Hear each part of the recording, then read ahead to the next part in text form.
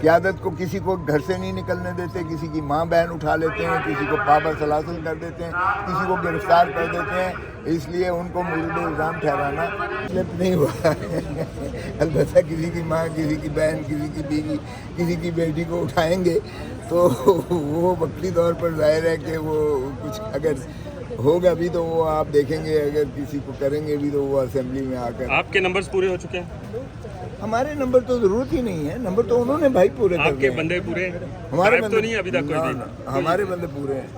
نہیں تو ابھی تو عمر ایوب اسمبلی میں کہہ رہے تھے کہ ہمارے بندے غائب کیے جا رہے ہیں. وہ تو میں کہہ رہا ہوں کہ کسی کی بیوی، کسی کی بہن، کسی کی بیٹی، کسی کی ماں، کسی کو اٹھایا جا رہا ہے اور مجبور کیا جا رہا ہے. وہ تو کل شاہ محمود قریشی کی بہو کے حوالے سے بات ہوئی، وہ پھر واپس آ گئی تھی، تو کیا ایجنسیوں نے اٹھایا تھا؟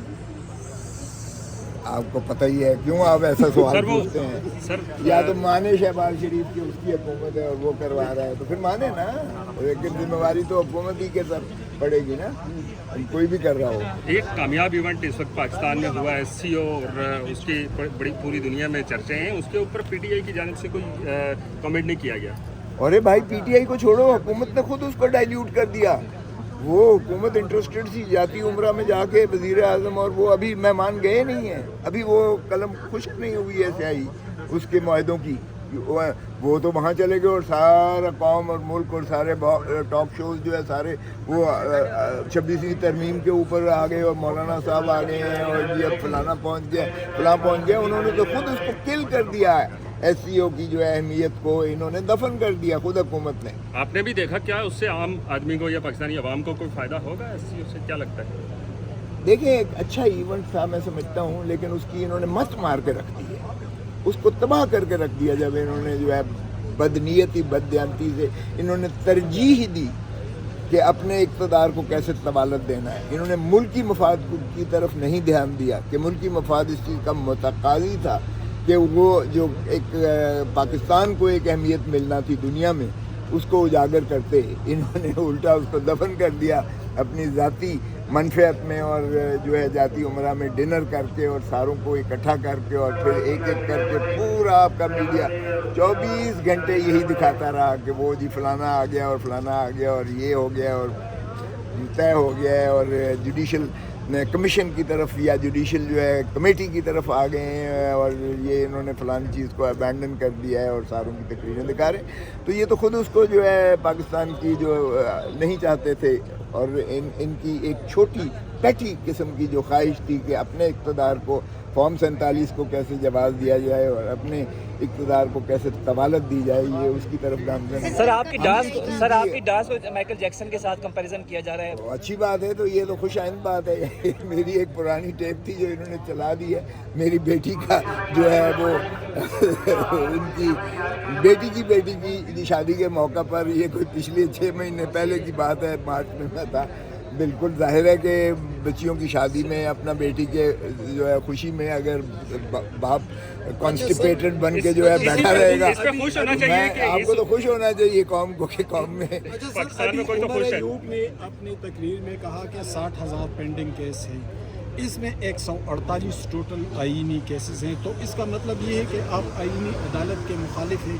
نہیں، آئینی عدالت بنی نہیں رہی ہے، آپ فکر نہ کریں. دیکھیں بینچز جو ہیں بن جاتی ہیں، اب بھی تو بینچز ہیں نا، کہ یہ سول کی بینچ ہے، یہ کرمنل کی بینچ ہے، یہ کوآپریٹ سیکٹر کی بینچ ہے، یہ ٹیکسیشن کی بینچ ہے. تو بینچز ہوتی ہیں. تو یہ اگر بینچز کا آ جائے گا کہ جی یہ جو ہے آئینی بینچ جو ہے 5 سینئر ججز پر محیط اور مشتمل ہوگی، تو وہ مسئلہ حل ہو جاتا ہے. اربوں روپیہ آپ عوام پر بوجھ ڈالیں صرف 148 کیسز کے لیے، وہ تو 2 مہینے میں یا 1 مہینے میں ختم ہو جائیں گے. تو پھر باقی سارا پیرافرنیلیا آپ ساری زندگی کے لیے ان کو پینشن بھی دیتے رہیں گے، اور اربوں روپیہ آپ جو ہے عوام پر بوجھ ڈالیں گے.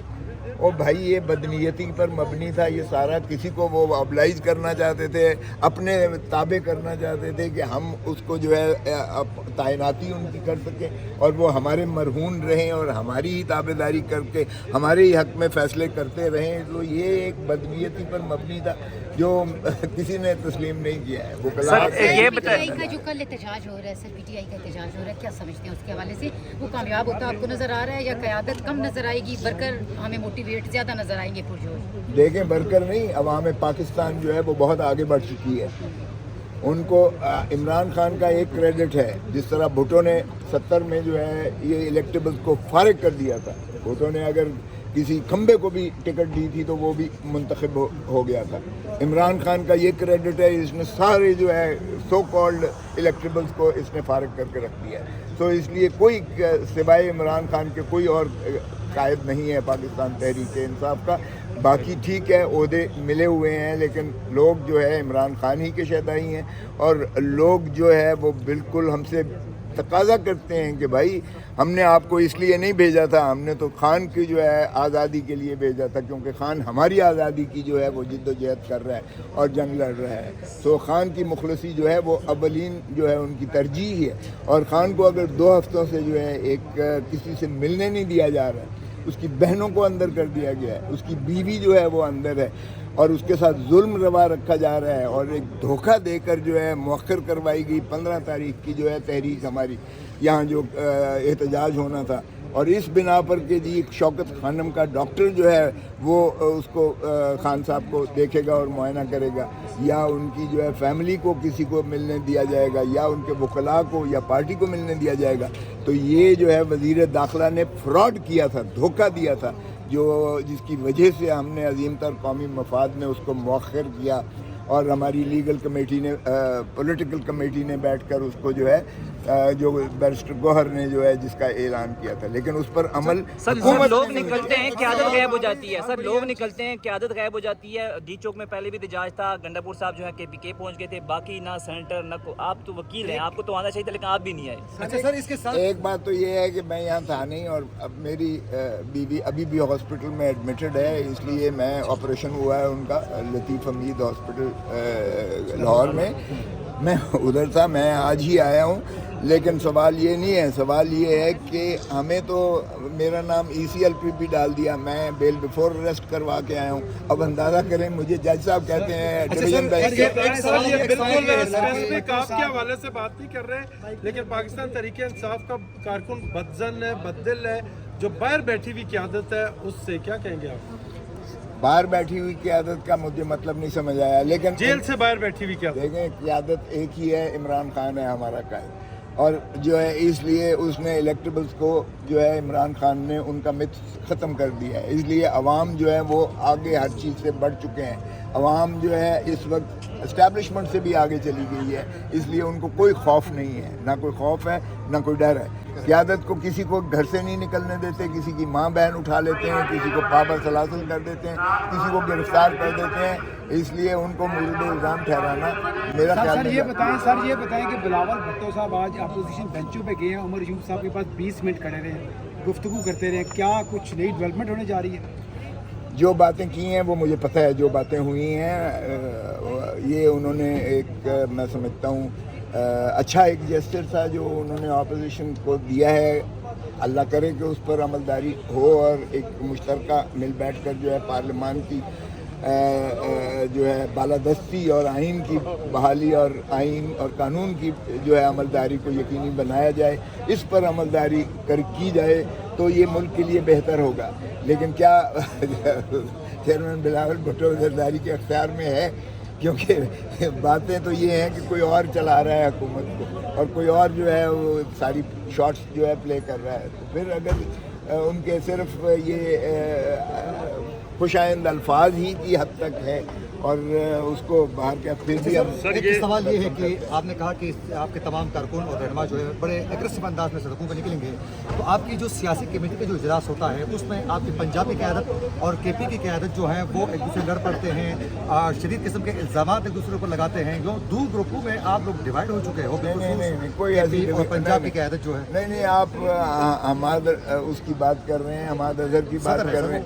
हाँ, मुझे पता है, ठीक है, उन्होंने बड़ी नेक नियति के साथ 15 का उन्होंने कहा था कि हमारी सूरत में जाएंगे, लेकिन जो बात आप गंडापुर साहब की कर रहे हैं वो भी एक सूबे के चीफ मिनिस्टर भी हैं और उधर के सदर भी हैं खैबर पख्तूनख्वा के, उनको भी अगवा कर लिया गया था, उनको भी उठा लिया गया था। अगर वो ये बात कर देते तो खाना जंगी की तरफ हमारा नहीं चला जाता। इस चीज़ के हमने काबिल नहीं है। ہم نہیں چاہتے کہ پاکستان میں انتشار پیدا ہو اور جو ہے خلفشار مزید بڑھے اس ملک میں، اور عوام کو اور ہمارے کارکنان کو جو سر یہ بتائیے گا اور کہ زیادہ اذیت اور کرب میں سر مبتلا آپ کو بھی کوئی ڈر ہے، کوئی تھریٹس ہیں کہ آپ کو بھی اٹھا لیا جائے گا؟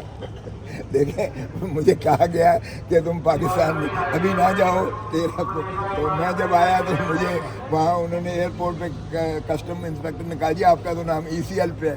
او بھائی میں نے کہا ECL پہ جب جاتے ہوئے مجھے روکنا تھا نا، ECL آتے ہوئے تو نہیں روکتا۔ پھر سارے پیسنجر جو لائن میں کھڑے ہوئے تھے انہوں نے بھی احتجاج شروع کر دیا، تو پھر جب اس انسپیکٹر نے دیکھا تو اس نے ڈپٹی ڈائریکٹر کو بلایا تو اس نے کہا وہ پاگل دیا پترا کدے نال پنگا لے رہے ہیں، ٹھپا مارتے انہوں جان دے اور مجھے انہوں نے جانے دیا۔ آپ کوئی خطرہ نہیں ہے؟ چلا سر نہیں خطرہ، میں نے کہا اگر گرفتار کرنا ہے تو کر لو، میں نے ایئرپورٹ پہ کہا، میں نے کہا اگر گرفتار کرنا ہے تو کر لو بھائی۔